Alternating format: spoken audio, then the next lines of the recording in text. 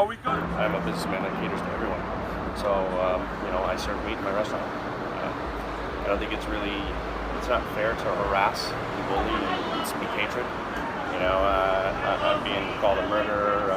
My son's pictures on my Instagram are being told I'm killing him with cancer. And then they're attacking my family at that point.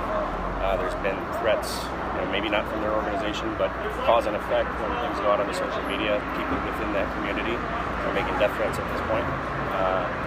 So it's not a fun experience, but luckily we have the huge support of Las Vegas, and we have a huge community that's behind us. Originally it was because we have meat on our menu. They're vegans, they're animal activists, they're animal welfare, which I can respect and I appreciate that. I have my choices too, though. I have the right to serve what I want to do in my restaurant.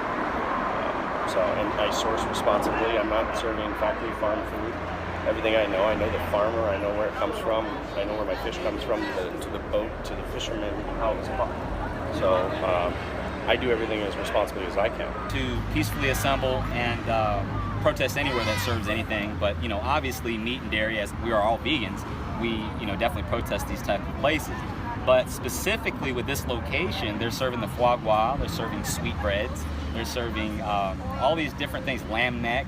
We think that with our speciesism campaign that it kind of will help people kind of adapt to where it is that we're coming from a lot easier. If I came to a carnist, maybe even you, for example, and I started preaching to you about why you shouldn't be eating cheeseburgers, how many dead cows are in a burger, you might not align with that. But if I go ahead and I came at you and I says, well, are you okay with a baby lamb being murdered? They're serving lamb neck. Are you okay with foie gras? Do you know the process that entails to get it from farm to plate? Are you familiar with what sweetbreads are?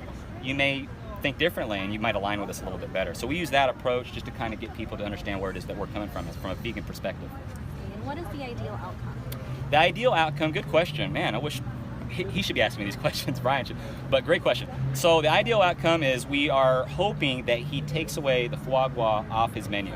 That would be perfect. That's what we're hoping for.